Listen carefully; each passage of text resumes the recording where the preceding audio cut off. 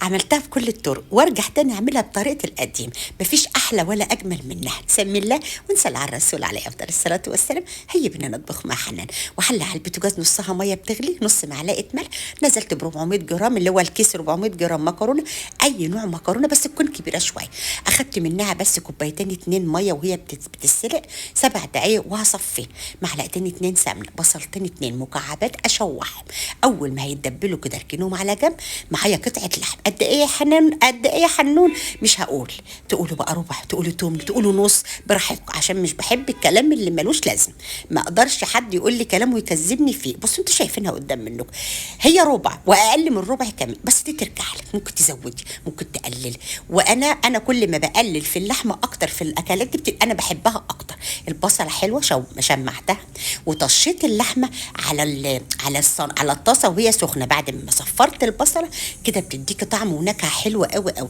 ليه شمعتها كده؟ علشان حبيت اللحمه المفرومه ما تنشفش معانا، تفضل محتفظه بالجوسي والسوائل اللي جوه. نزلت بكزبره، كمون، توم باودر، لا مش كمون، جنزبيل. التوابل اللي عندك حطي جنزبيل وبابريكا ونص معلقه ملح بس ما تحدقهاش قوي.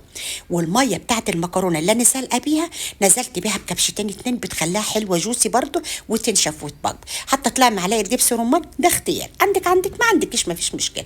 معلقتين اتنين سمنه كده حلوين، ومعلقتين اتنين زيت، 6 معالق بتوع الاكل اللي احنا بناكل بيها عاديه ده دقيق، وشمعيهم كده لحد ما يديكي ريحه حلوه.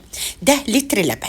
انا ساعات بقسم الكميه، هحط نص برضو وهحط كوبايتين اتنين ميه المكرونه. عايزه بقى تخليهم ميكس اتنين، يعني توسطنيهم ما فيش مشكله، كلهم لبن ما فيش مشكله. ده كيس مرقه فوريه برضو اختياري، بس برضو كل اللي انا بحطه دلوقتي قدام منك ده بيوديها في مكان تاني خالص خالص.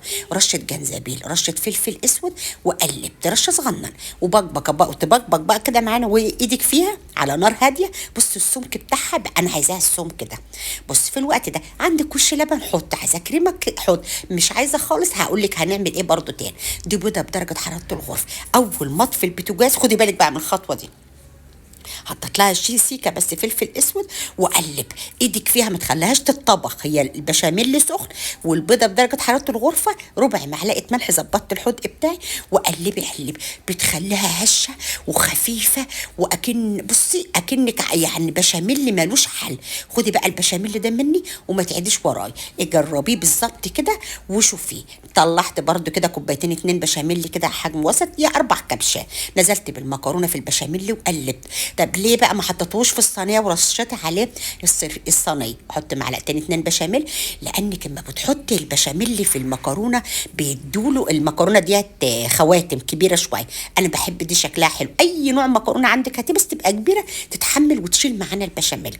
لما بتقلبي المكرونه في قلب البشاميل خدي بالك بس في خطوات كده البنات ما بتبقاش عارفاها.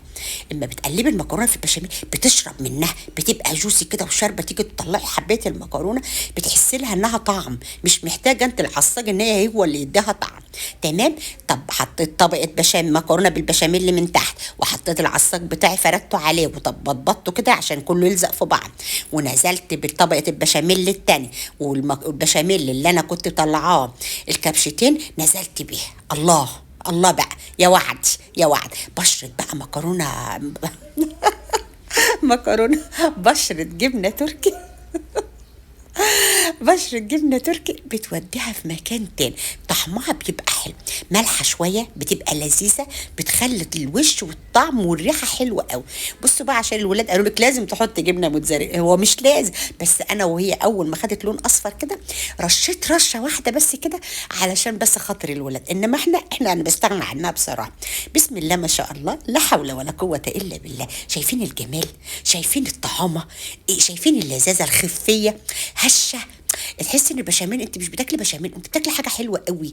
بصوا الجمال، بصوا طبقه البشاميل اللي احنا حطيناها فوق المكرونه، ولا بقى حبيت مكرونه طالعه مبسبسه كده وناشفه، لا هي جوسي كده كلها ببعضها حلوه قوي. زي ما قلت لك ممكن اللبن تقلليه وتخليه نص ميه ونص لبن، دي ترجع لك انت. عايزه القيمه الغذائيه وعايزه وجبه كامله متكامله للولاد وليكي كمان، اعمليها بنفس الطريقه، ما تغيريش في مقاديرها اي حاجه. حلوه جدا جدا وخفيفه وخفيفه قوي قوي قوي وسريعه ولذيذه. وممكن تقللي في اللحمه، ممكن تبدلي اللحمه دي تبدليها فراخ. الطريقه حلوه قوي. آه مش هقول حاجه تاني. بحبكم في الله، ما تنسوش القلب الاحمر واللف. اشوف وشكم في خير ان شاء الله في التيك توك. مع الف سلامه، رعايه الله.